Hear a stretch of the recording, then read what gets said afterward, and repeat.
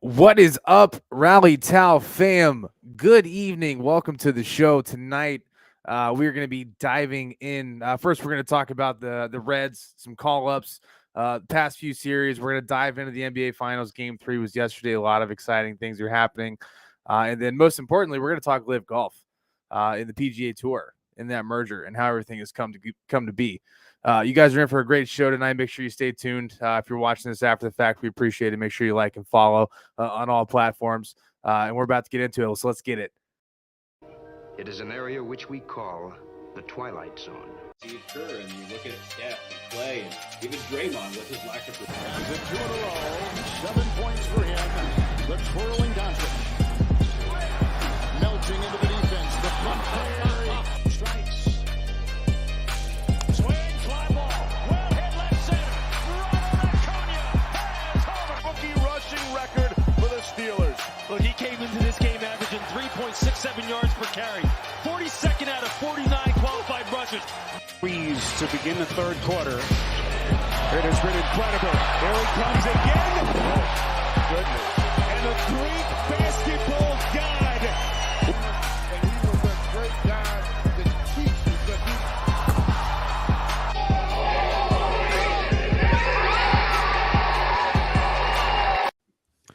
Gentlemen, hello. Welcome back. Guys, how we doing? Beautiful. I'm doing fantastic. I got a little vacation time this weekend, so this is my Friday. Hell yeah. Can't beat that. Can't beat it. Can you please share with the beautiful people of Rally Tau Sports what you are sipping on right now and how strong it is? So as a Father's Day gift for myself last year, I got a limited release Cincinnati Distilling bourbon that was distilled down in Bardstown at Jim Beam.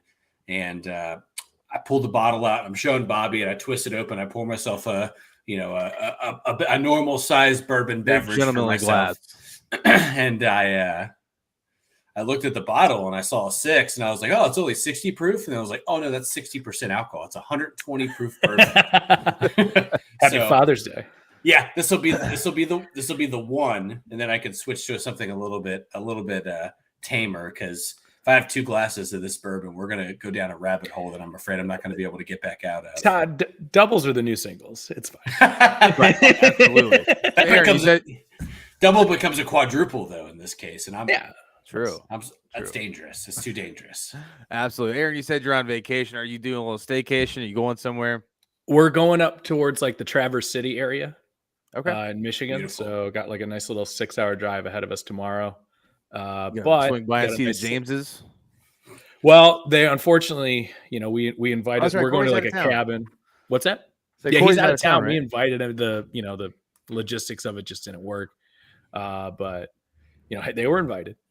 It's you were invited, Corey. You were invited. Yeah, we're going to a nice little cabin right on the lake, and like literally backyard on the lake. I'm playing on Saturday. I'm just going to be a single because the other guys who are going are like the kind of like, twice a year golfers. And I'm in northern Michigan, so I'm playing an Arnold Palmer course. For sure. I'm not fucking around. I actually lucked out. The course I'm playing, I just looked. I just like checked the rate of it because I already booked it. The weekend after we're going, they switched to the summer rate. Oh, so I'm getting you caught it at the right time. Yeah, right. That's fantastic. Well, Rally Tau fam, guys, it's great catching up. Rally Tau fam, we got a good one for you tonight. Like I had said, we're gonna go ahead and get this thing kickstarted with the Cincinnati Reds, who unfortunately got their behinds taken care of today by the Dodgers. They took the first 2. Obviously today 6-0. They were dealt with pretty handily, but the most exciting news that for Aaron, us Reds fans have had in quite some time is Mr. Elly de la Cruz getting called up this week. Sure. Obviously, setting some records, milestones, just making it exciting. Todd, kind of dive in and tell us what to expect from Elly and just kind of what his first weeks looked like. Yeah, so just rated #1 prospect in baseball, less than 30 days from the call up. 6'5", 200-pound, switch hitting, middle infielder, third baseman, corner outfielder. I think we've already kind of seen so far the 70 plus power, 70 being that's the top of the mark of power when you're rating power in baseball, plus speed, above average glove. I mean, he's got all the tangibles to be the real thing. And his time in Louisville. So there's a couple of different statistics that I follow for hitters. They call those like the advanced stats, right? So I follow average velocity off the bat. And then there's, slugging plus OPS, like there's different categories of that. So for him, the thing I followed the closest is average velocity off the bat. And 3 games for the Reds, his average velocity off the bat is 108 miles an hour. Ridiculous. In Louisville, his average velocity on extra base hits, right? So excluding base hits, excluding outs, was 111.8 miles an hour. So if I'm not mistaken, did he have the hardest hit ball this season by anybody, or was it just by a Reds player? It was the hardest hit ball for the day and by a Reds player this year on his debut. Okay. I know The it was like 112 or something. Like it seemed a little light to be like the hardest hit ball of the year. So I couldn't remember. Yeah, John Carlo usually rips one like 115 to 117 pretty early on in the season, where he has like the wall scalers where it's still going up as it's going up because he's hit it so hard. Right. Yeah. So De La Cruz through 3 games. He's got 4 base hits through 3 games. Obviously, he's 1 for 4 today with 3 strikeouts today, but his average velocity off the bat at the major league level for his extra base hits has been 112.9 miles an hour. I was trying to channel my inner Aaron and Corey, being a generous degenerate today, and trying to get a little parlay action on the Dodgers Reds game. And I had a 6-legger in there, and guess what? I missed it by 1 leg. I had a hit. I had a hit for De La Cruz and McLean. I had a hit for Betts and Freeman. I had over 7.5 Ks by Kershaw. And I had Ashcraft for over 3 Ks. Yeah, and he got hurt in the 3rd inning. And he got hurt. That would cashed. Honestly, would have cashed. Probably fortunate for Graham Ashcraft getting hurt when he did, because the Dodgers were shelling him. He's had some really rough starts after his first 4 starts. It's been kind of hard to watch him unravel over his last 5 starts. But yeah, I think we're watching. When you get crowned the top prospect in baseball, there's already just a general, the bar is set, doubly high from the number 2 prospect or even the top prospect in your organization at that point. Right. And,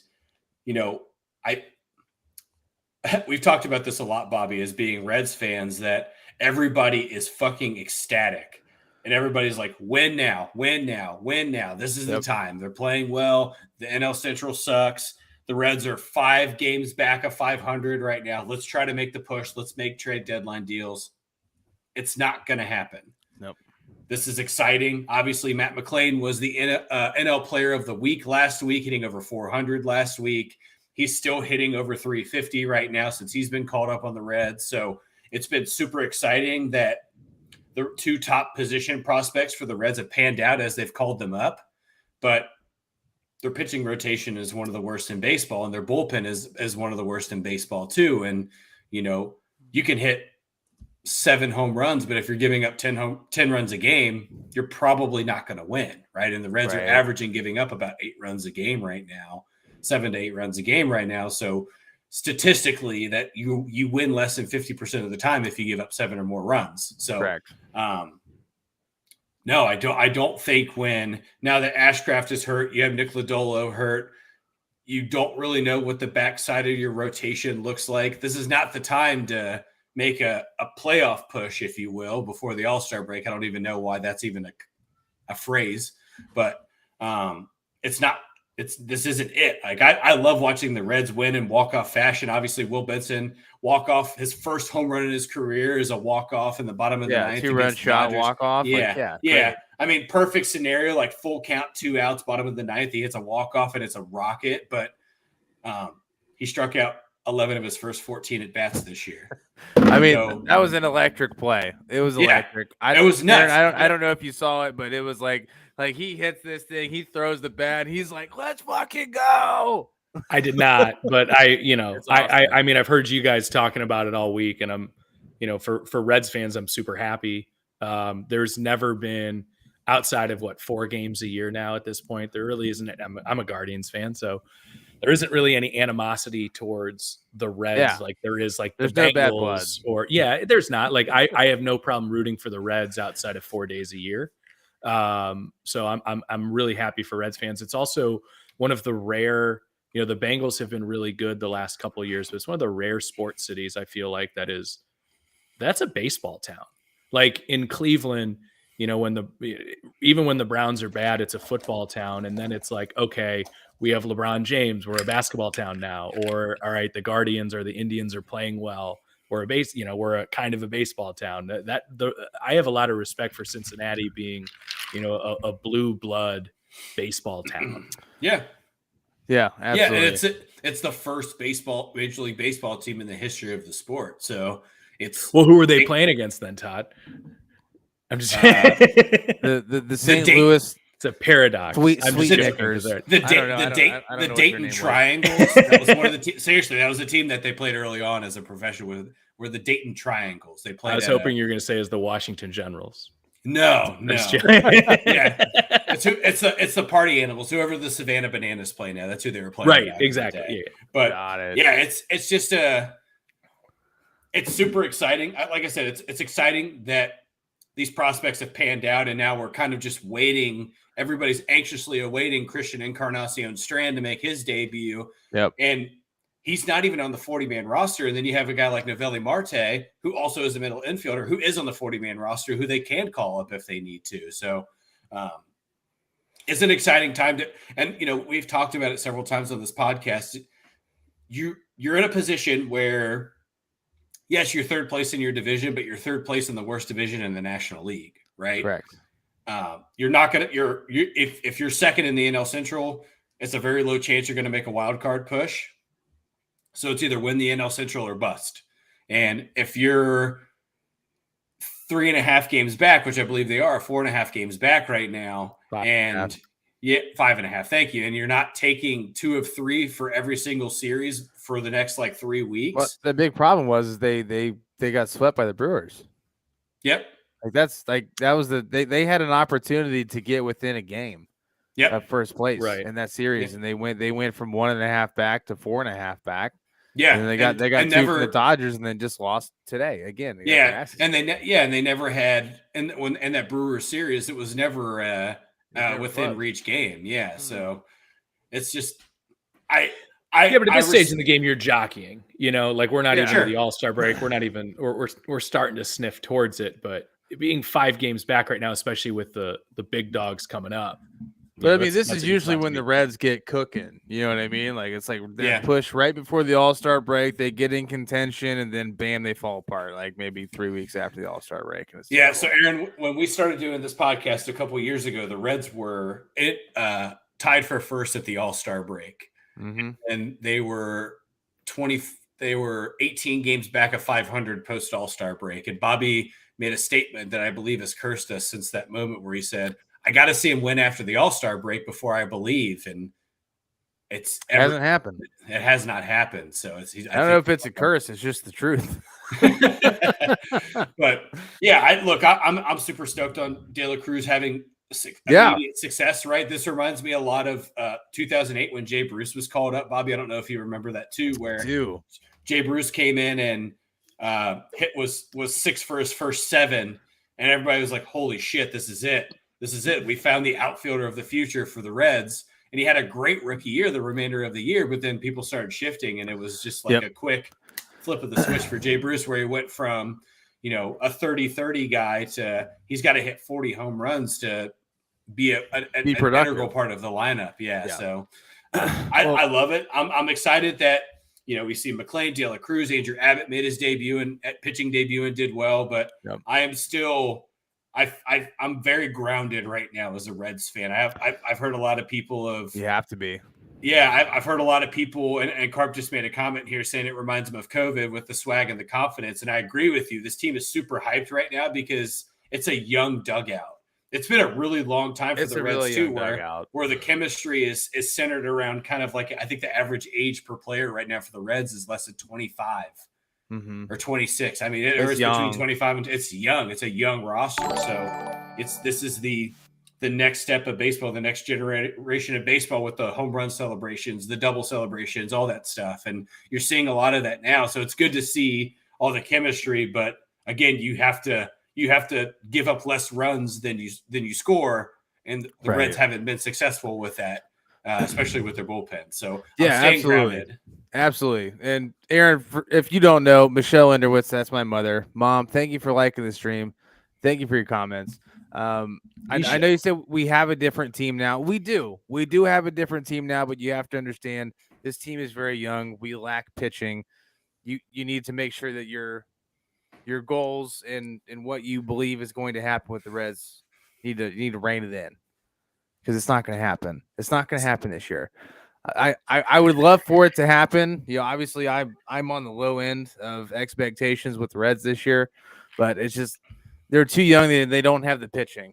My biggest fear is they're going to deal India, not give him a deal, and then a lot of this energy is going to fall apart. Because I got a feeling he's a big part of that locker room as well. I agree. Yeah, but what you want this year isn't necessarily. I mean, making the playoffs would be an absolute cherry on top. What you want to see is some of these young guys to develop, and of course, you're starting to see it, and they're doing it. That's great. And De La Cruz is sexy, and that's the fun part, and that's really cool because it's happening right now, and he's starting out hot. Let's let him get 50 at bats, and let's see how that looks. Because what is he batting, like 400 right now or something? Which is he's 4 for 9. Right. He's batting 420. He's juiced up. Yeah. And you love that, and you want to continue to see that. But when it comes to these type of young teams, it's not about this year. If you can do it, awesome. Let's get some playoff experience, even like the play-in or whatever it is. But Todd, I know you had alluded to it. It's basically central or bust at this point. Yeah.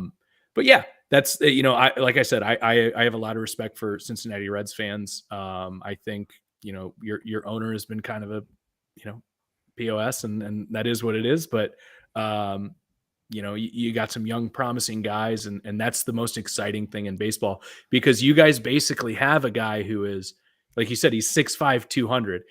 It's awesome to have, like, we had, like, the thing I can compare it to for the Guardians is like when we had Frankie Lindor coming up. He was dynamite with the glove. He eventually got some pop in his bat, but it's not the same thing as a guy who steps up to the plate and you're like, that ball is going 440, like, easy. Yeah. The bat speed and everything like that. It's just sexy baseball. Right. So, the first home run that De La Cruz hits is 458 feet. It's the second longest home run of the 2010s for the Reds, behind Joey Votto's shot a couple years ago. They hit 466. So you're right. It's all these immediate, like, it's not a buildup, right? Matt McClain came in and he's had 3 walk-off hits, right? So now that's why they feel so, it's like a clusterfuck of excitement. It's a lot of quick ROI. Yes, because everything is happening exactly how it's supposed to for a few moments during a series, and then boom, you get shut out by Clayton Kershaw, right? Or you lose all 3 of the games against the Brewers when you're right around the corner from being up at the top of the division. And that's just veteran leadership right there. Yeah, and that's really all it comes down to. Yeah, the Brewers are just a better pitched roster, and if they're not, I would say that the Reds roster 1 through 9 hitting wise is better than the Brewers. But absolutely, again, you gotta give up less runs than you get. So the Reds aren't very good at that right now, especially out of the bullpen. So it's just got to be. You got to be patient, and you got to. I love the excitement. I love that people are bought in, but I can already feel what July is going to look like. Absolutely, there's going to be a lot of people saying, "I can't believe they're going to trade. Everyone's traded." Blah blah blah. So I don't know if you guys heard this story, but Carp comes in with a great comment here. There was a young girl that came up from Nashville to get treatment at Cincinnati Children's. For those who may not be aware or don't know, Cincinnati Children's is one of the best children's hospitals in the entire country. And she came up to get cancer treatment, and her parents took her to a game. This obviously, Elly De La Cruz just got called up. I can't remember which play happened, but the entire crowd started chanting his name, and she thought it was for her. And it was just such a cool moment. Like, this just shows you everything's bigger than baseball. You can't be romantic about baseball. I was just gonna say, how can you not be romantic about baseball? Then you're in the wrong spot. Go find something else to watch. But Carp, such a cool moment, man. Thank you for bringing that up, dude. Yeah, it's a beautiful moment. Yeah. Yeah, I don't understand how you can't be. But yeah, I mean, on the realer side of things, let's just temper expectations. If you're Reds fans, obviously this is fun and new and exciting. We got a lot of young talent up, and it's going to be very interesting to watch over the next few months to see what they can do. They moved at the All-Star break, get some, at least a rotation guy and then a few relief pitchers, somehow, in the trade market, they might be able to do something this year, maybe make a push towards the playoffs, but let's just have fun with what we have and basically build towards next season. That's kind of where we're at right now. Right. Well, for me right now, this is a lot of enjoy the moment. Right. That's what I keep telling myself as a Reds fan. Is like, enjoy that you're getting to see Jalen Cruz make an immediate debut. Yeah. Yes. Well, Ramirez he hit 2 home runs today to get his 200th career home run. I was about to shout that out before he moved. Real recognized real. We've been talking about J-Ram as just to me, he's one of the most undervalued overall players in baseball. Well, I don't know if he's exactly undervalued because he said, I want to take less money to stay in Cleveland because I love Cleveland. No, I think it's more like under talked about. Yes. Stars. Okay. Not undervalued. Yes. Yeah. He's always right there at the end of the year. You're like, oh yeah, Jose Ramirez got 12 5th place MVP votes every year. Well, it's like that. Then you got like Luis Arias like down there. He's got more multi-hit games than he does strikeouts in his career. Like, just doing something nonchalantly amazing, like Tony Gwynn-esque. And he's hitting over 400. Yeah, that's the big thing. He's hitting over 400, and he has. Yeah, that's the fun stat about Luis Arias right now is that he through whatever amount of career games he's currently at, he has more hits than Tony Gwynn and Pete Rose have. He's got more multi-hit games. Well, he's got more multi-hit games and strikeouts, and he's got more hits than Gwynn and Rose. There's this amazing clip for Jose Ramirez, like when he first got called up. He basically got called up a year before Frankie did, and he was playing shortstop. And they're like, "And here's Jose Ramirez, basically a placeholder at shortstop for." And he's the guy, man. He's the guy, and we love him. Everyone. The coolest thing in anytime you go to the ballpark, it's just the Jose, and we love it, man. He's our guy. He's a dog. Dude, Cleveland is a lit place to go watch a baseball game. If you guys haven't done it, you need to make a stop in Cleveland. It's a beautiful ballpark, and so is Great American, of course. But Ohio's got some good baseball stadiums, man. Yeah. I mean, even the Clippers Stadium, it's a beautiful stadium. It's beautiful. Yeah. For the Dayton Dragons, even Double-A, like that's a nice stadium. Mud Hens has like some grit to it. It's like, dude, built. I love the Mud Hens. That's the only baseball stadium in Ohio I haven't been to is the Toledo Mud Hens. And really? Here's the thing: is that when you get to the Mud Hens Stadium, you drive through the worst part of downtown Toledo, right? Yeah. It's on the other end of the street from the part where everybody's like, "Turn around, don't go through here." And you walk into the Mud Hens Stadium, and there's so much nostalgia because they've been a AAA team for some of the oldest dynasties in baseball. So there's all these what's the word I'm looking for, statues or in memoriams to all these great players that have passed away when you get inside the stadium, and it's like, God, that's fucking cool. And it's just built into like old factory brick. Yeah, it's cool. I think a lot of minor league stadiums emulate what the Mud Hens Stadium actually is, because that was built around infrastructure, whereas all the newer minor league stadiums are built in to make it look like they're within the infrastructure. But the Mud Hens Stadium is like, it feels very industrial. They have the best value for food, I think, of any baseball stadium that I've been to. It's $2 hot dogs no matter what. I think that's great. But Yeah, and and all day. Tony like, Packo's pickles everywhere. It's great. Yes. So like one game that I went to, Curtis Granderson was doing a rehab assignment, so I got to see Curtis Granderson play. Oh, very cool, dude. Yeah. Nice name pull. Thank you. That's fantastic. Thank you. But yes, if Bobby, if you're going to go to a minor league stadium in the general area of Ohio, Kentucky, Indiana, I recommend going to a Mud Hens game and then also swooping your way down into Northern Kentucky and catching a Y'all's game. Oh, I've been there. I threw out a first pitch at a Y'all's game. Yeah, that's a beautiful stadium. I got to play. You threw out a pitch there? Is that what you said? I threw out a first pitch at a Florence Y'all's game. Yeah. So did I. Did you? Nice. They were the Freedom at the time. It was the Freedom. Yeah. I got to throw the first pitch because it was my last day of interning. Nice. It was for Enterprise, and my boss didn't want to do it, so he chickened out and asked me to do it, and I went and did it. Like, whatever. Like, did I rip a heater like Charlie Sheen on a bender? I threw a strike. I threw a dart. I threw a motherfucking dart, chat. I want it to be heard. I threw a dart. It was a 68-mile-an-hour dart right down the center. Every time I see like a celebrity, especially the funniest thing is like, I'm sure you guys have this at Reds games where like a Bengals player, probably like a defensive back, throws out a first pitch and you're like, bro, you make millions of dollars to be an athlete. And that's the effort you're throwing out there. I've seen quarterbacks throw first pitches and be like, where does the correlation here? You could throw a baseball the same way as a football and it looks more coordinated than what you're doing right now. Carp is speaking my language. The hats. True. Like every new stadium I go to, I have to buy a hat. If I don't buy a hat, I have failed my mission. So love that.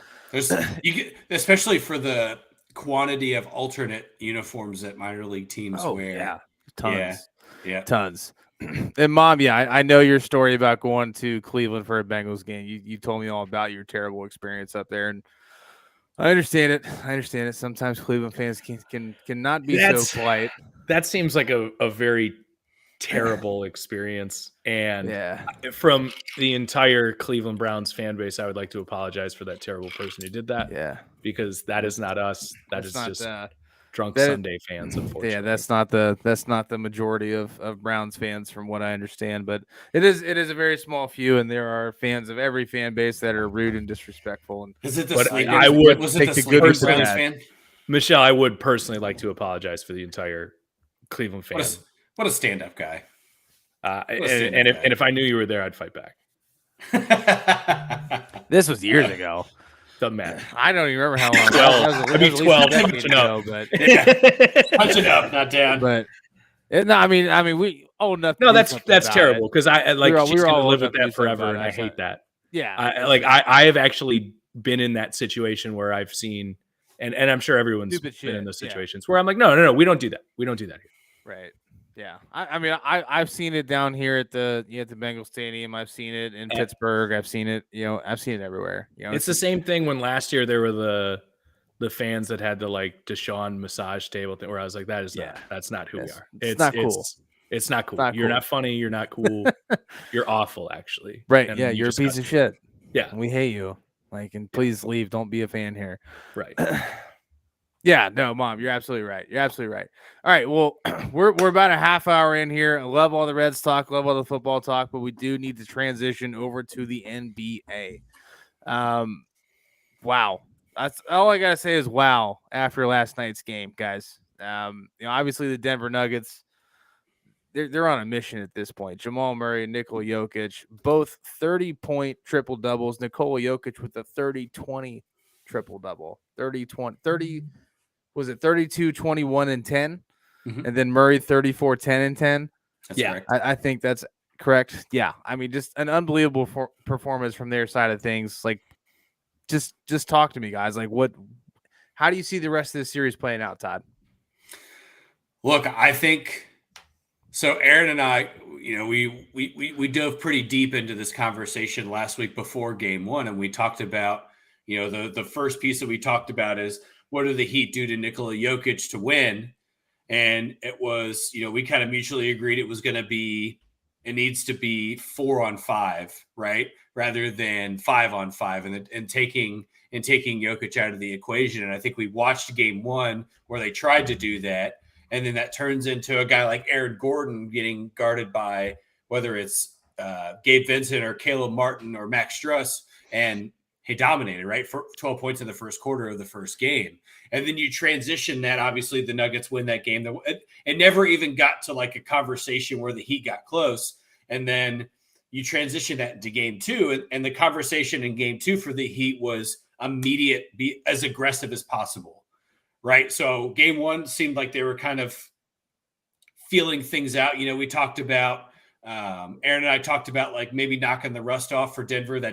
They didn't seem rusty at all in game one. And then game two seemed like where kind of the rust started for Denver, and it kind of shook off Miami and they started making threes, right? And they had a ton of threes in the first half, took the lead, never really gave it up. And then in game three, the big thing that I saw was that the Heat kind of went back to that kind of zone, kind of man defense that they ran a lot against the Celtics.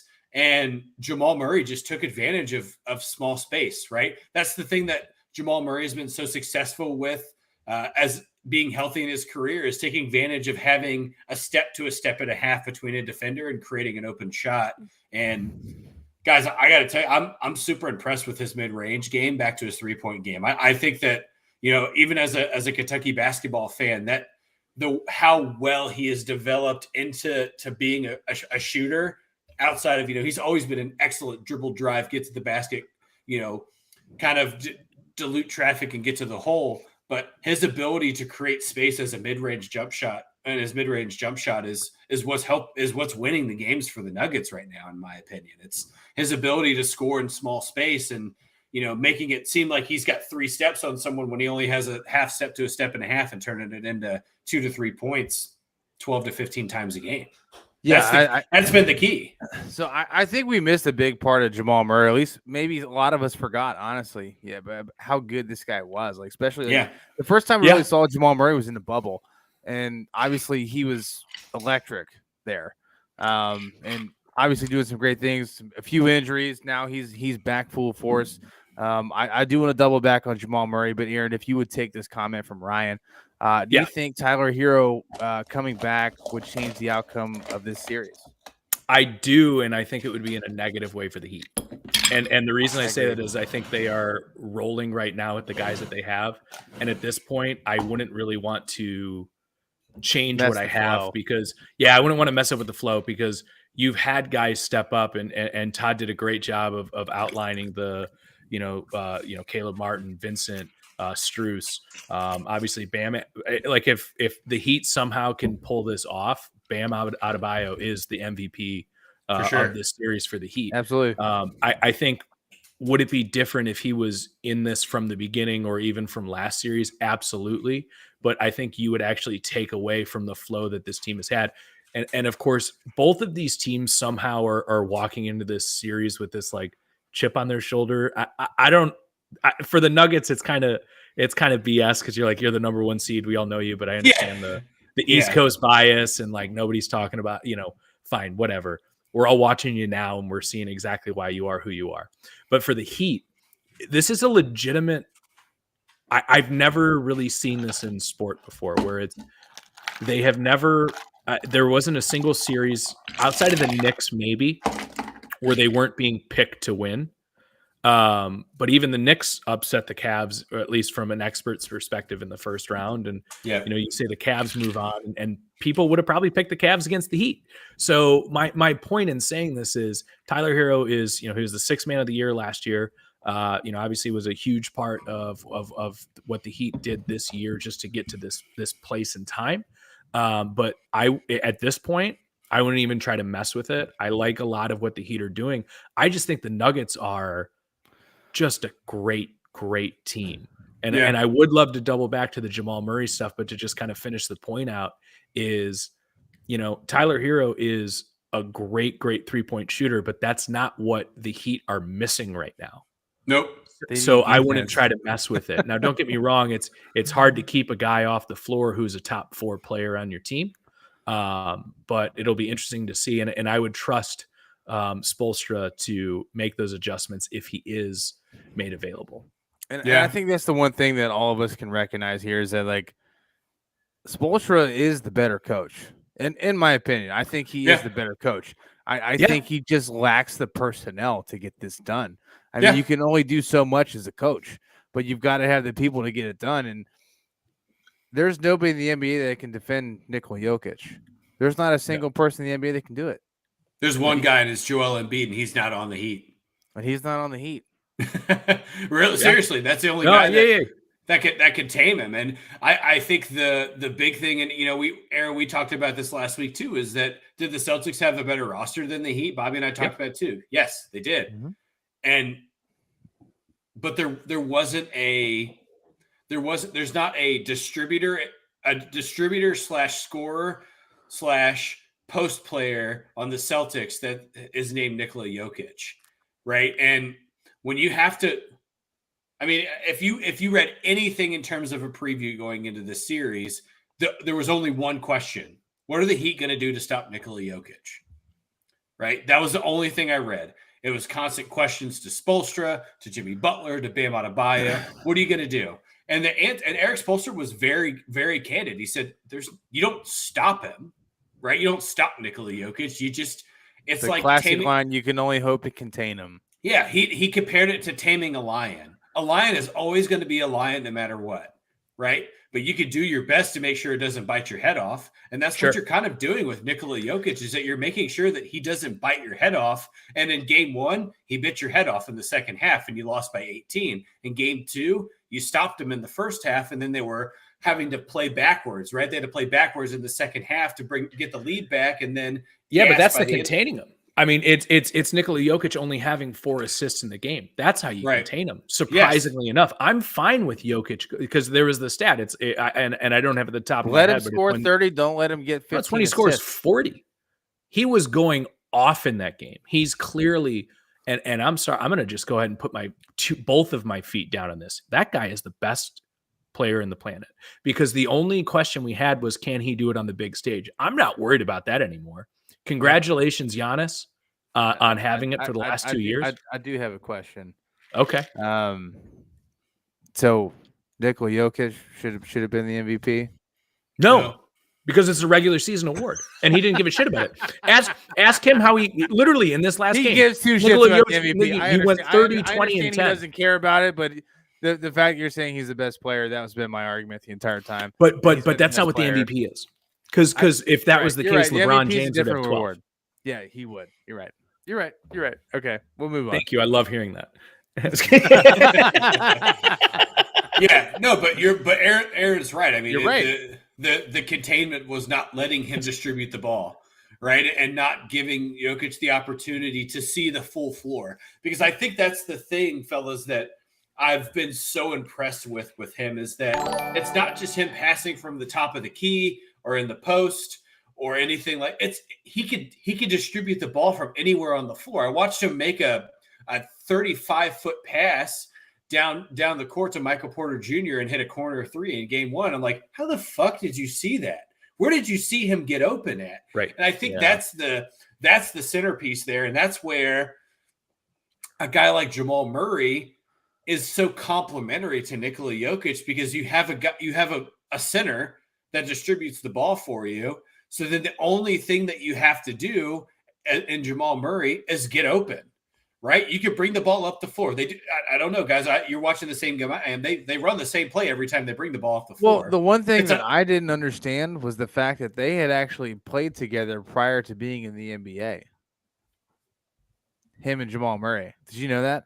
No. Where at? So they played in the there's like it wasn't like, it's like the McDonald's All-American game, but it's like the USA kids versus the international kids. Oh, so they played on the international team together because he's Canadian. They played on the international team together because he's Canadian, and they fucking beat the shit out of the USA. And then lo and behold, they became teammates on the Denver Nuggets, and they ran that same high pick and roll that they continue to run, and it's just unbelievably effective. Yeah, but Jokic was still drafted during a Taco Bell commercial. You know what I mean? Like he wasn't this guy that he was during that game. And I want to pause here for a second, and I want to give Jamal Murray his props. And I know we've talked about it. Like we just haven't seen him the last 2 playoffs. You know, it is what it is. I haven't seen him the last 2 years total. Right. So let me throw this out to both of you. Is this the best duo in the league right now? Yeah, absolutely. There's no question. Who would you say is better, or who would you say is at least in the argument? LeBron and AD, it's got to be. No, up I there, mean, right? yeah, Not even that close. is. I would agree with Todd that it's in the argument, but I think it's a quick argument. The only one now, and it's probably too new, and they beat him, is Booker Durant. But I'm just not there yet with it. And the reason I bring that up is relationship's too because fresh. and you could say Tatum Brown, because you know what, they've made 5 conference finals, I think, in 7. I don't or even know if 6 you years. can argue that at this point, because they're like, I feel like that relationship is so dysfunctional. Sure, Because, like, but they that's can't what I'm continue to saying. get to the next Yeah. step.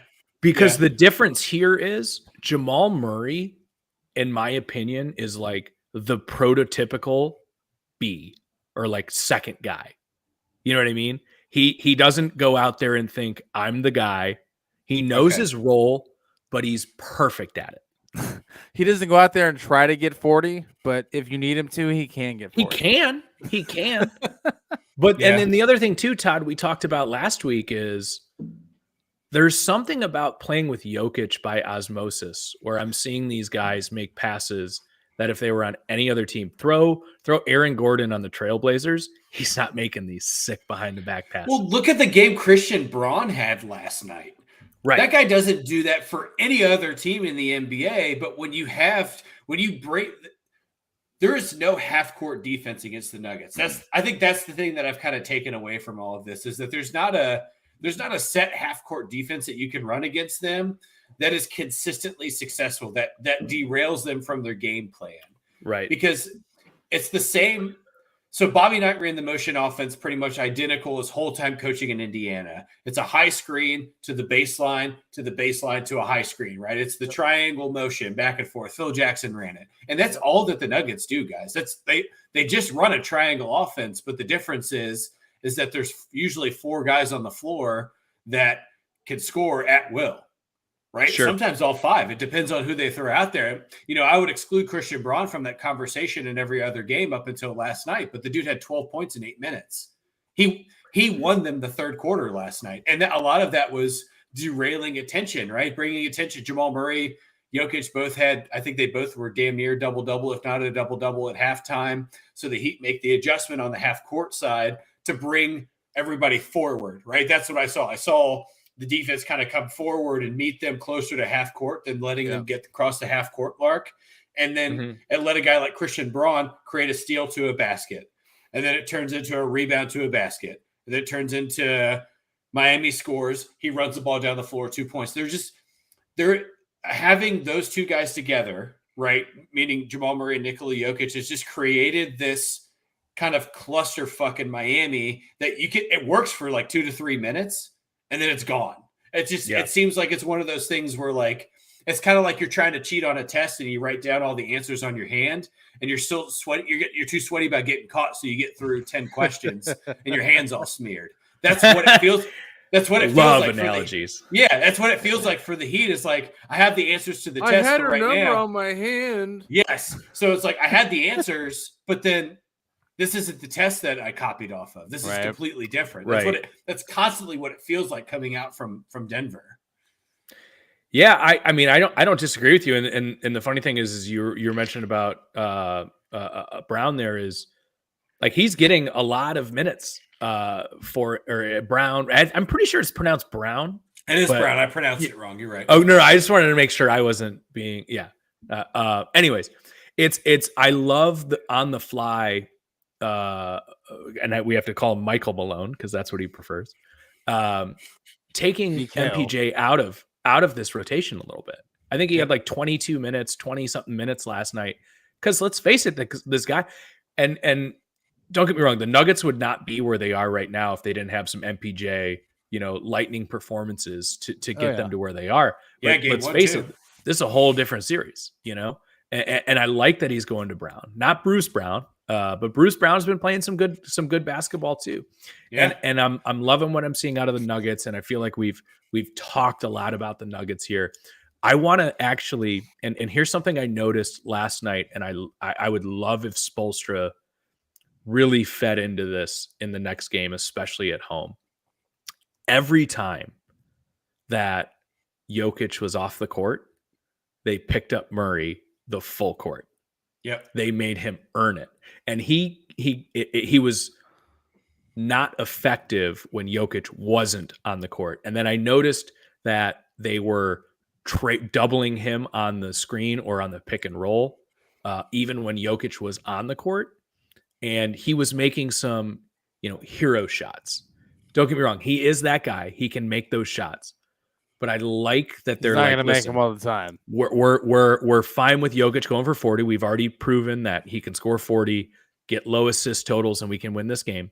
So let's make it life on hell for Murray. And I think that's a huge thing. And from a degenerate standpoint, I'm taking the Murray under in the next game. I think that's going to be a big thing in what they come out doing. I watched it possession after possession, trailing him off the screen, picking him up full court, making this game as hard as possible on him. And we want to make this a long series, right? Because we're fans. And if we don't, we're going to get into a little gambling gully where it's, we got nothing but baseball coming up here until football starts, which, we'll fade the streak with Corey if we can.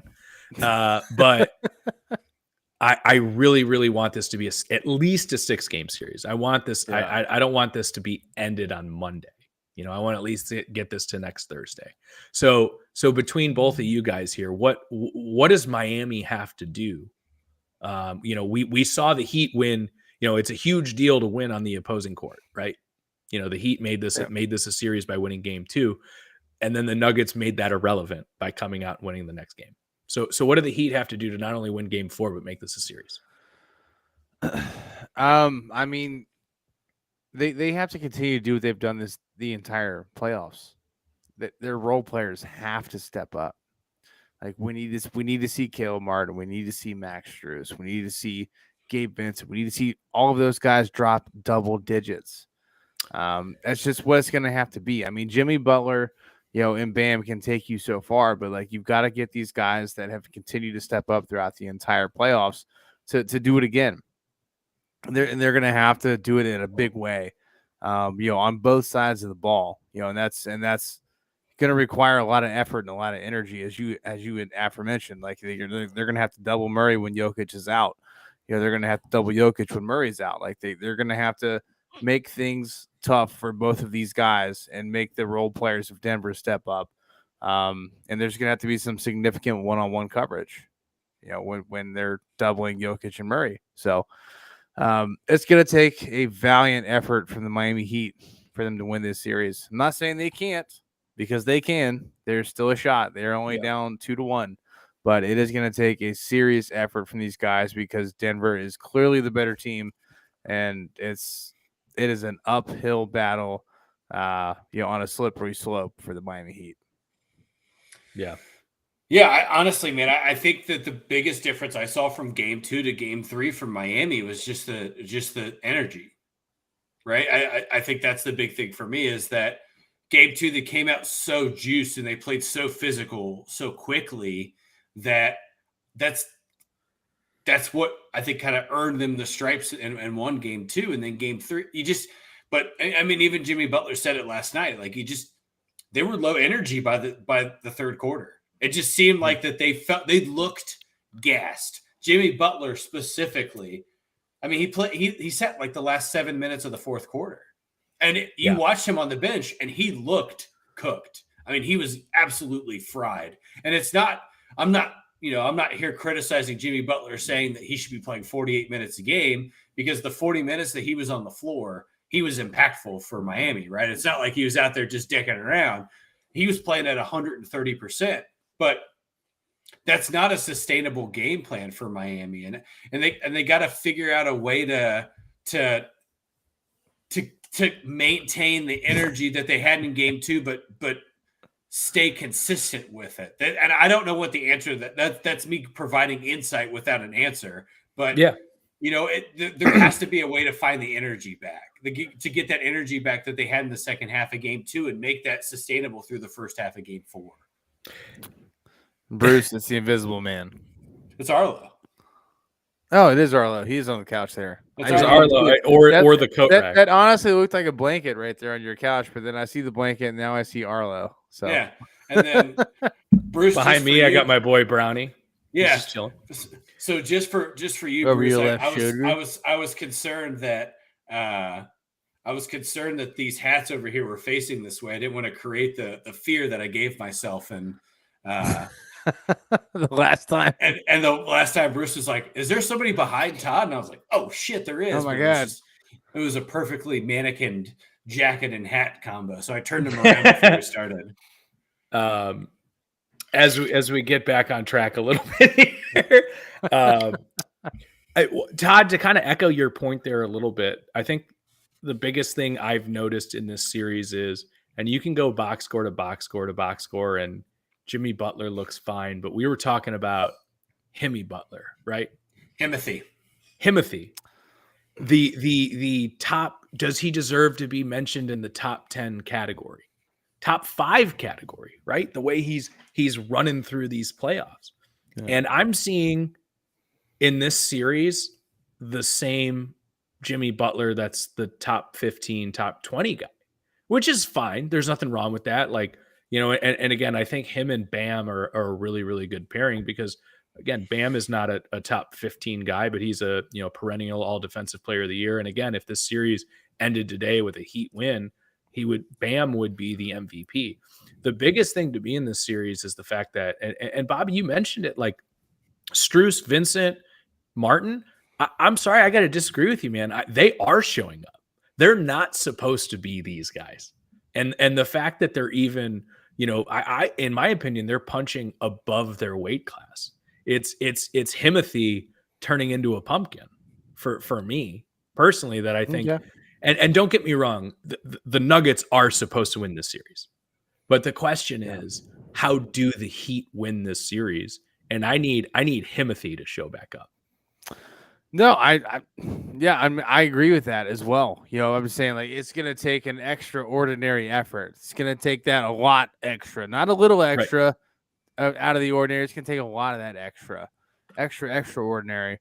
You know, out of those role players off the bench, out of, you know, Himmy Butler, who, yeah, you're right, he has not shown up. He's been average, and he's been fine.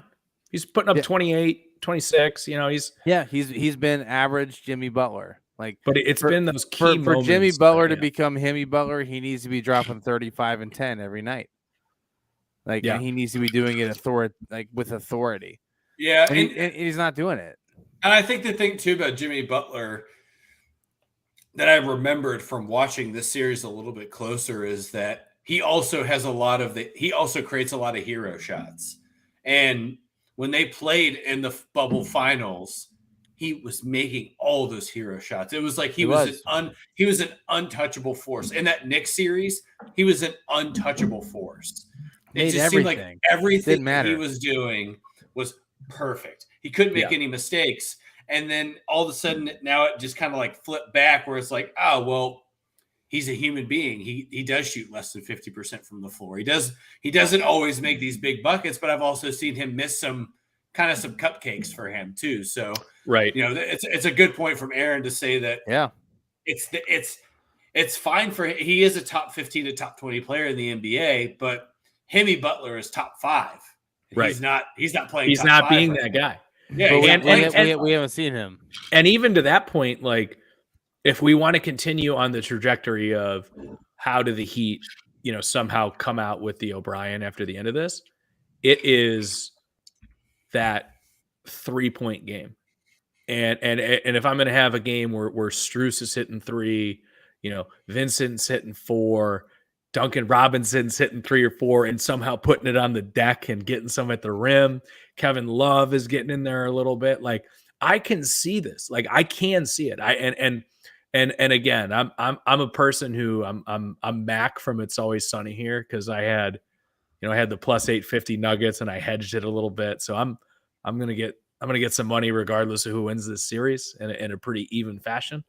But I like, from just a fan perspective, I want this to at the very least to go 6. And I'm nervous now because I think the Heat found the recipe to win that game in game 2. And the way the Nuggets responded in game 3 makes me think They're like, yeah, we figured that shit out. What's your next? Yeah, you got us. That's what they did. The Nuggets went, you got us. And they went right back to fucking And they made business. their adjustments. And came back. So, okay, so what now? What are your adjustments for this game? So I have a lot of respect for Spoelstra. I'm this game tomorrow night, I think is going to be game 4. What do you think's happening tomorrow night? Do you think Nuggets are going to close out the road series and take it back home? From a fan perspective, from a neutral fan perspective, I want the Heat to win this game. No, I don't want your wants. What do you think's going to happen? What do I think's going to happen? I think the Nuggets are going to win the game. I think the Nuggets are the best team. If you're putting a gun to my head, what's that? I said I don't think that's a question. I think everybody knows the Nuggets are the better team. But my point is like you're asking me like gun to my head, I have to make a pick. Yeah. Hell yeah, I'm gonna take the Nuggets. I think I have a lot of respect, and we've all mentioned this. I have so much respect for Spoelstra as a coach. I think he has gone through. He was the coach of the Heat before LeBron and Bosh got there. He's the only coach who has ever stayed after LeBron left. Facts. And built something new. He's basically has like 3 different generations of being a coach when you compare it to like the lifespan of an NBA coach. And Todd, I mentioned to you this last week. I'd argue at this point you can talk about him against Popovich.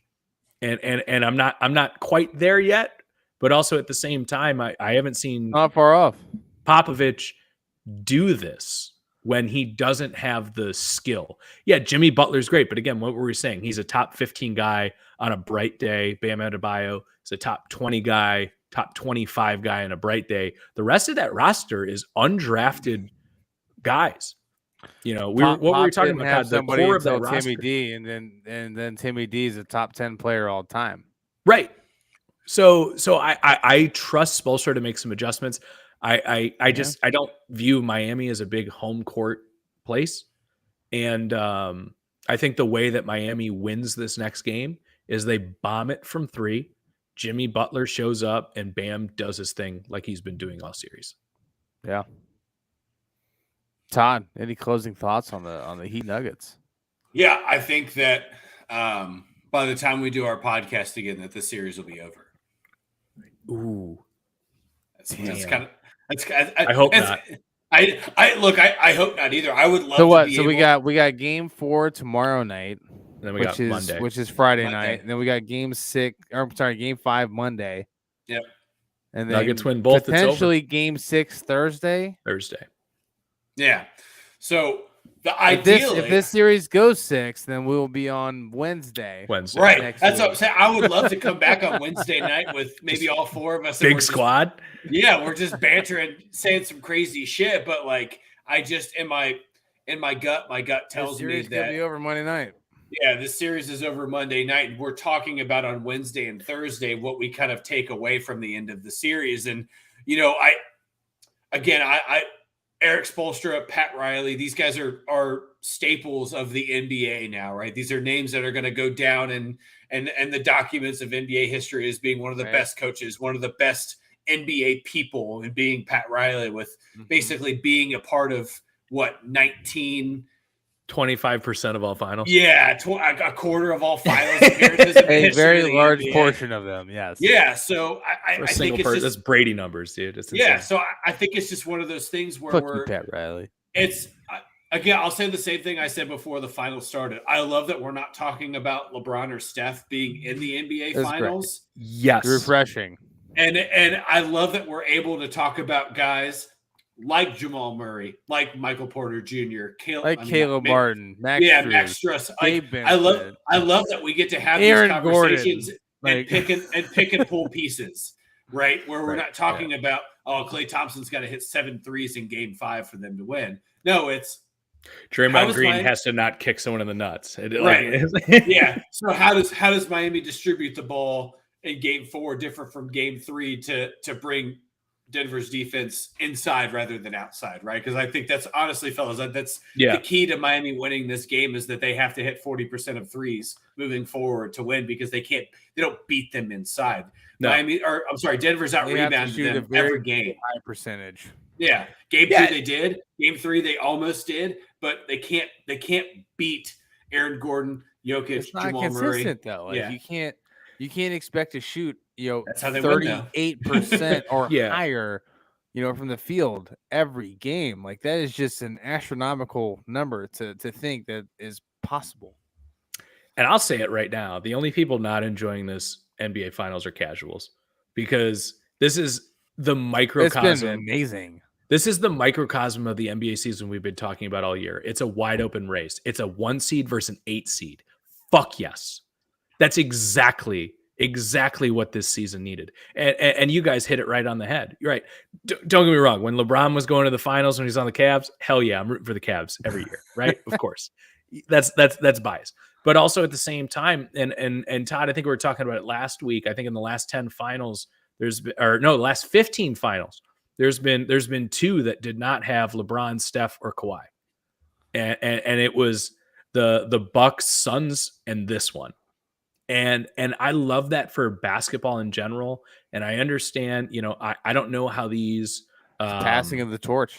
I don't know how this viewership is compared to other finals, but I also know that a lot more states have sports gambling. So I don't think it's a big dip by any means.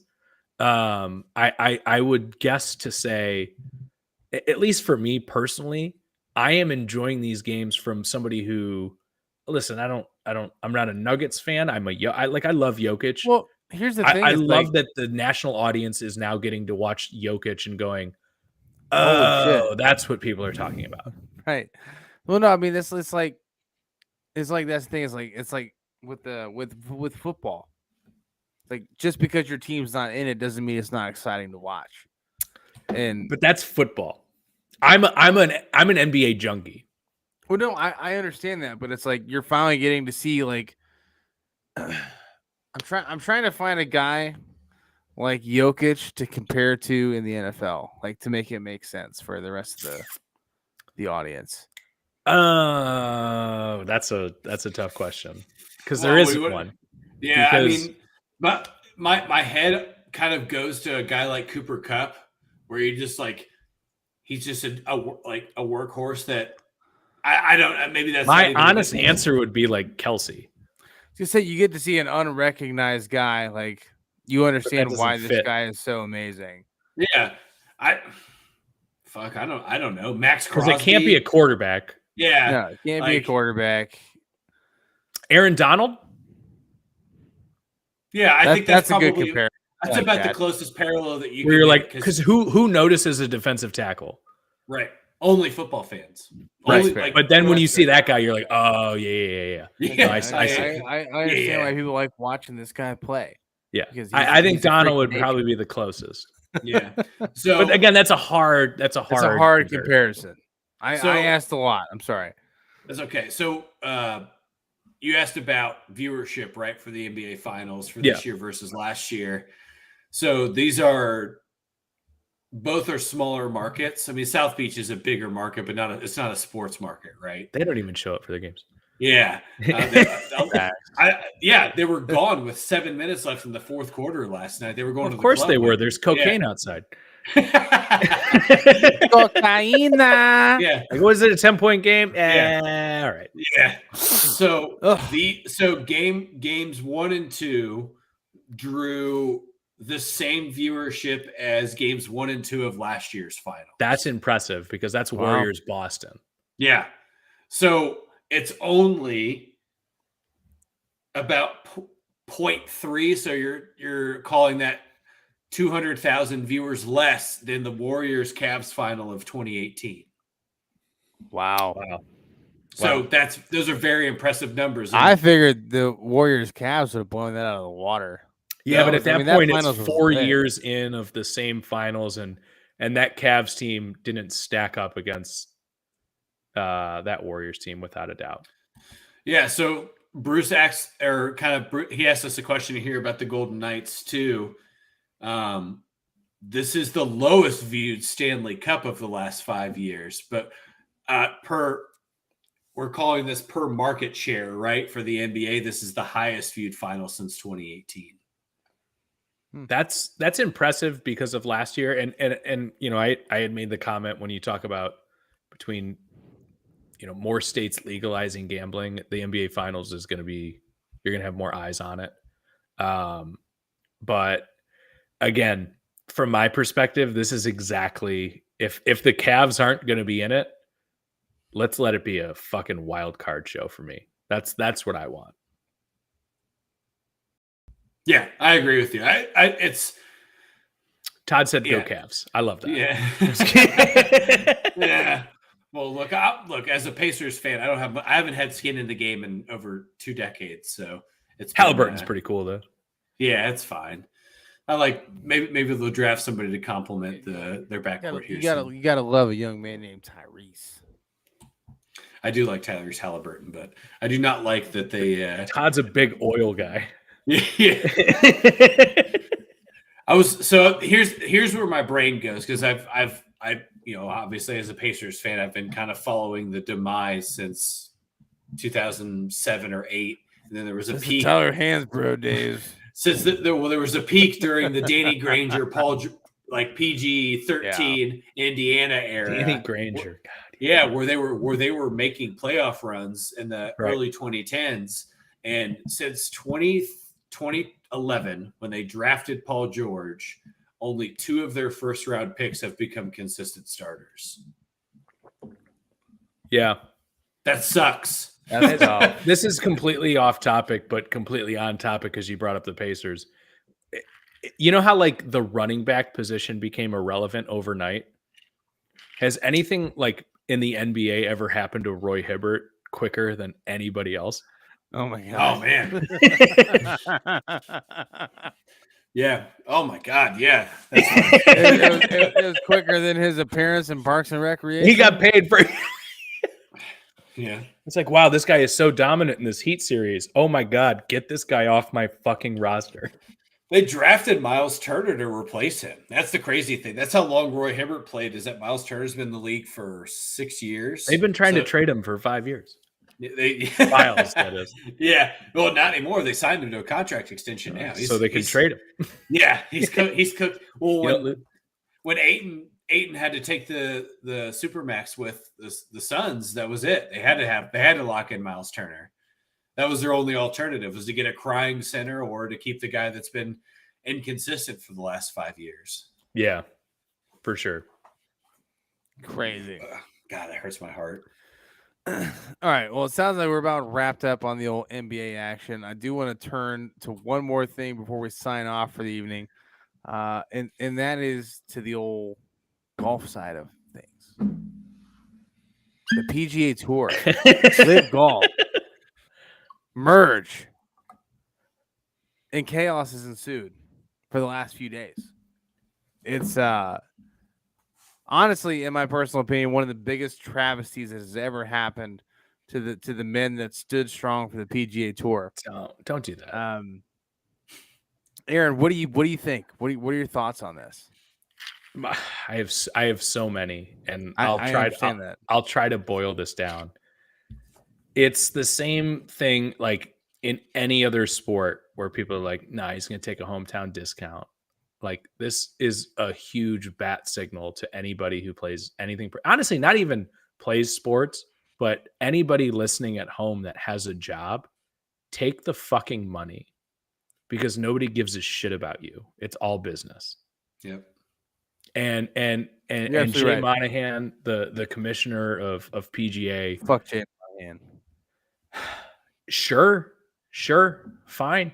There's so much nuance to what we're talking about. You can say that, but from the PGA Tour's perspective, he got paid money to shut down an opposing league. Yeah. So my point is, and I don't want to make this comparison, but I'm going to really quick, just because, you know, this is how we all met. Was Corey brought me on for the Deshaun Watson thing as a Browns fan. And I made the point of saying the moral high ground in sports is a very slippery slope. It's a terrible place to be. Don't ever act like these people give a shit about the moral high ground. And you can go back. The irony is for Jay is literally last year at the RBC Canada brought up and effectively said, this is blood money from the PIF, the Saudis, Live Golf, for taking the money and invoking the names of the 9/11 families. And but literally a year later, behind closed doors, behind the closest of doors, where not any Rory, Tiger, Rahm, Brooks, Phil, Greg Norman, the CEO of Live. Nobody knew. Nobody knew what was going on. It was a 3-person meeting, and they struck a deal where Live Golf has one board position of 5. The PGA Tour basically got paid money to absolve it. And what happened is, and here's the other thing too, guys. It's happened in Premier League. It's happened in F1. It's happening all over the world. The Saudis, the Public Interest Fund, PIF, is paying money for Western influence in sports. And they're not going to back down because money wins. Money always wins. There's lawyers that have to be fed. There's everybody that has to be fed. And there's a part of me from a business side that kind of gets it. That's the hardest part. Because they have an endless roll of dough. And they wanted a fingerprint in golf. Yeah. I don't know how much you guys have seen about this. I certainly have more topics to cover on it, but I don't want to take all the mic time here. Yeah, so I kind of think of this as you're an old company and you have the market share of some not so big but some bigger subsidies of whatever insert any business you're a part of. Right. And then there's a newer company that has bigger funding that comes in and says, hey, we're going to take over this thing. And we want to be the centerpiece of the thing. Right. We want to be the one that controls the market for this thing. The PIF is that for golf. Or let me rephrase. The PIF is that for sports right now. For Western sports. That's a good description. Western sports. They are well funded. They are sturdy enough and they are big enough that they can go in, and I don't want to call it, it's not necessarily like a hostile takeover or anything by that. I don't want to make it kind of come off that way, but it is it's a well-funded takeover to make sure that your piece of pie is bigger than anybody else's, or that maybe it's just your pie and you don't want to share it. And that's what I look at this as a very casual golf fan, and I look at this merger and acquisition because that's what this is in the general business terms of things. These are mergers and acquisitions that are happening here, and I just look at it as, the bigger hand is taking, and it's going to feed the smaller hand, and it's going to absorb. Yeah. That is business in the 21st century of the world. That's what I see this as. This is just general business.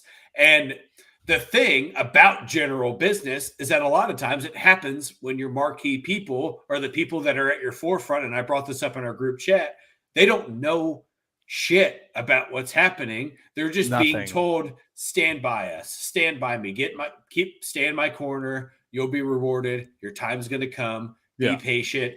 And then the next thing you know, you find out, whether it's on social media or through an email or whatever it is, that your company is now not the company that you were a part of 15 minutes ago. And that's really what happened to the PGA, fellas, is that.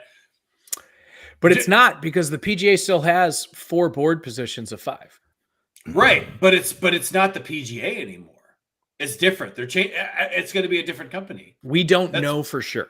That's the thing is it's very touchy from that perspective. And I know that there's a lot of people that are saying like, oh, like the guys that stuck with the PGA, they're going to be taken care of. Like, guys like Rory, Tiger, John, like those guys are going to be taken care of because they stuck by the PGA and this and that and yada, yada, yada. But, the big thing for me is like, it just feels like such a deceit. Like it's just so much deception that has occurred. And, for guys like Rory, like especially like and Tiger, like, and even Hideki Matsuyama, who turned down, like both of those guys turned down over like almost $2 billion collectively to not go over to live.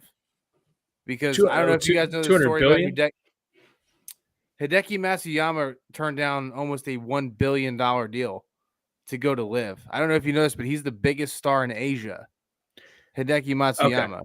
So I'm not so much worried about Tiger Woods or Rory McIlroy. I'm not worried about them, but but what about Joe 80th in the FedEx points, who could have easily grabbed that money and went, and they said, no, this is a legacy thing. This is a play against blood money. That's the part on the head. That's the part that fucks me up. Rory is going to be fine. Rahm's going to be fine. Scheffler is going to be fine. I'm not fucking worried about those guys. They have sponsorships for days. They have 3 houses, boats, because they're all upper echelon in their craft. So that's the part to me that's the biggest fumbling of the bag. The Joel Damons of those guys of the take Werner the Third, for instance, who Harold said, Varner. Yeah. He said he made a very delicate note, put it on social media, and said, here's exactly why I'm doing this. I'm taking the money. I have an illness. I want to make sure I'm providing generational money for my family. And I took the money. And I had so much respect for somebody for admitting that. And now I even have more for it. Because had he not done that, he would have missed out. He would have missed out.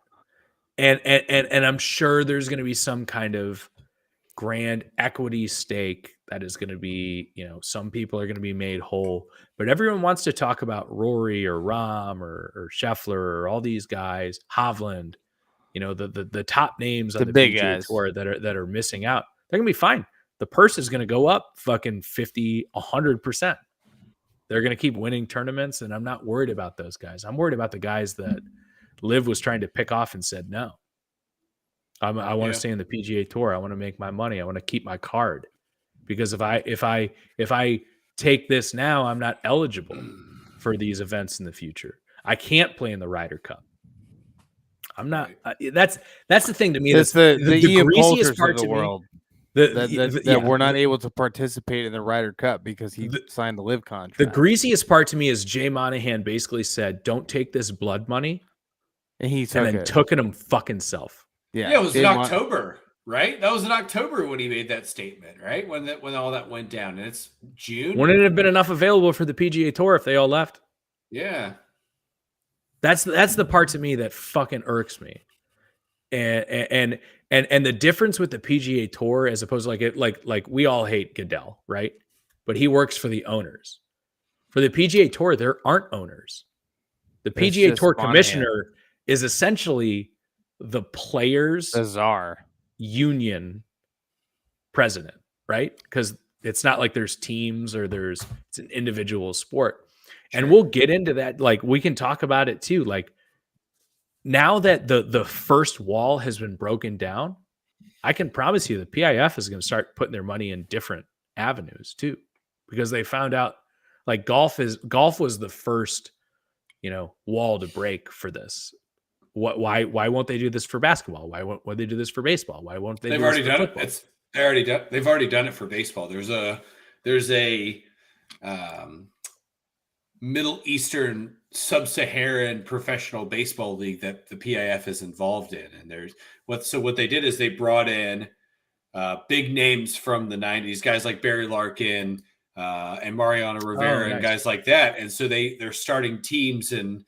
Whether it's Iraq or Afghanistan, Saudi Arabia, Egypt, Israel, and they're starting this professional league, and the PIF is involved in that. They have a percentage of stake in that, and So that's where this kind of took me down, right? As a casual golf fan, is seeing that acronym, the PIF acronym, and saying, all right, what are they involved in? What are their hands in? And fellas, they have a dozen hands. I mean, well, the interesting thing to me too is when the PGA Tour put this press release out like a year ago, they were very careful to call them the Saudis. Now that they're in bed with them, it's the PIF. Yeah. Right. Yeah. Yeah. It's like you said, Aaron. It's already happened in the Premier League, right? They have Newcastle's doing it. F1 is doing it. And here's the thing. Again, money is always going to win. And so we as sports fans have to decide. And again, and again, I don't want to keep going back to this, but you see all my brown shit behind me. It's are you a sports fan, or are you on some moral high ground that can't get chopped down? Right. I'm a sports fan. That's the problem. Yeah, I mean, at some point, what am I going to do? Just stop doing it? Yeah. There's a piece by Kevin Clark. I sent you guys to the group, and it's my favorite opening line to an article I've seen in 5 years. Golf didn't change on Tuesday. You still suck at it, but it's changed, and it did. It did.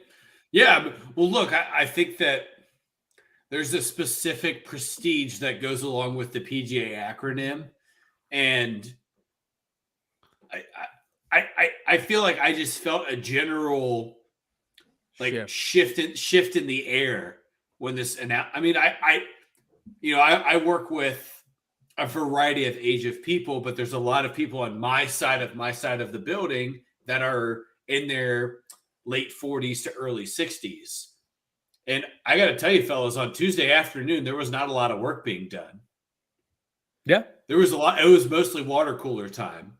And then hovering around the set of offices on this side and talking about this and talking about how I heard a guy use the term devastation, talking about what's happening with this adjustment, and talking about how he thinks it's so bad for golf because golf is this historical sport that was never about money, who has the most money, or who has the most money to be kind of the pinnacle of professional golf, or who was. I mean, it's kind of always been about money because it's an expensive ass sport to play. Yeah, no, right. and Bobby, that's such a great point.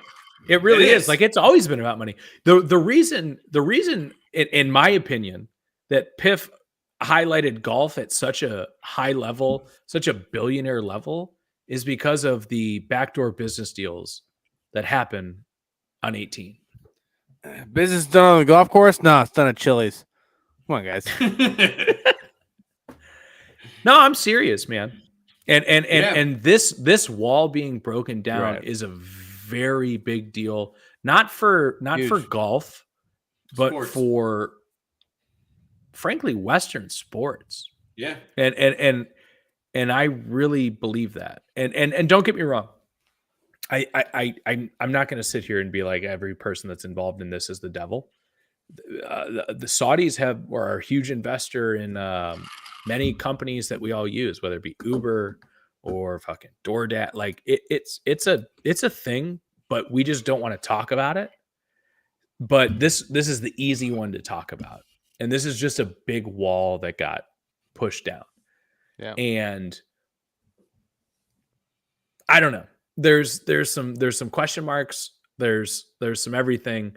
You had Bryson DeChambeau going on like Fox News and CNBC being like, everyone makes mistakes. And you're like, that's not the right thing to say. You're a fucking idiot. Nope. You always want to be the smartest guy in the room. My point of all of this is I am not going to blame the players for this, because what are they going to do? You had guys that took it. You had guys that didn't take it. It's not their fault either way. Yeah, I think you can blame the guys who took it. You can.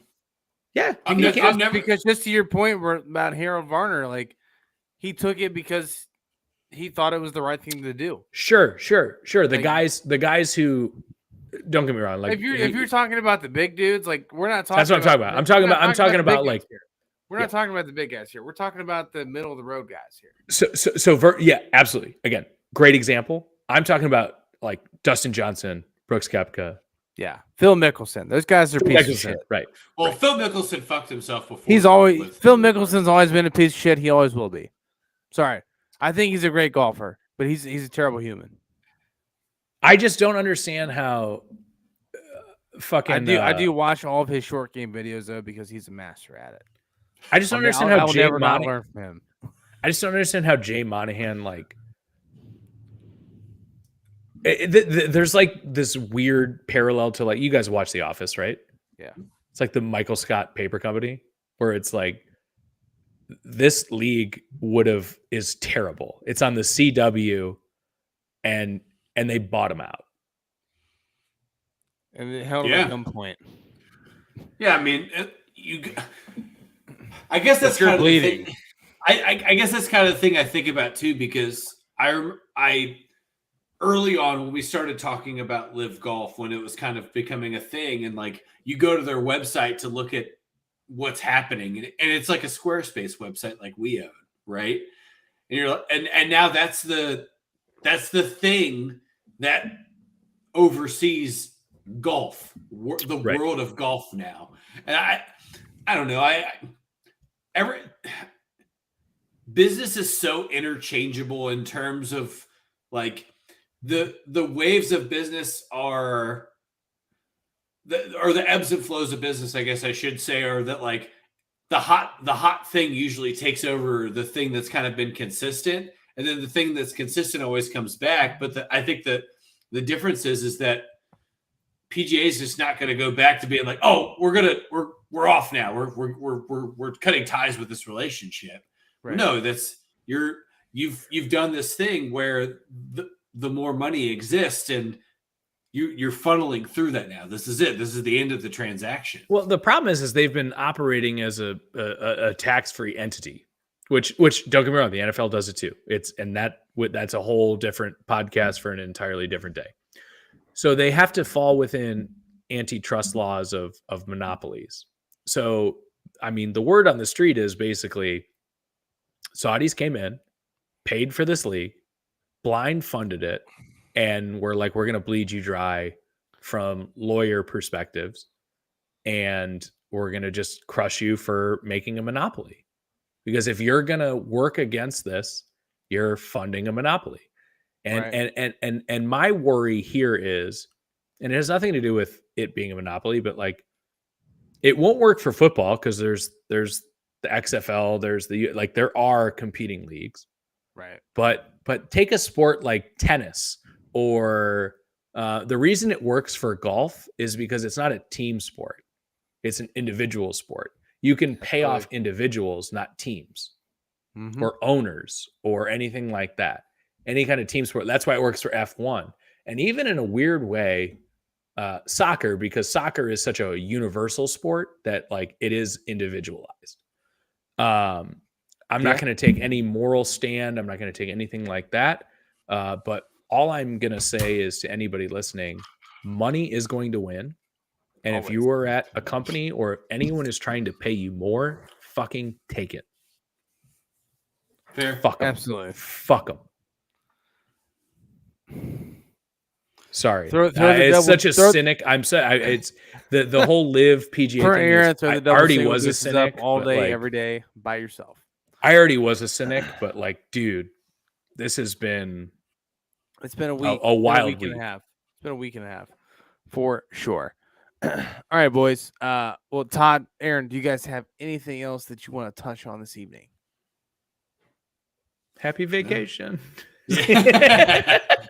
Yeah, be safe on your travels, buddy. Absolutely. No, I think we hit the hot buttons of what's happened in the last 7 days that we didn't get to cover.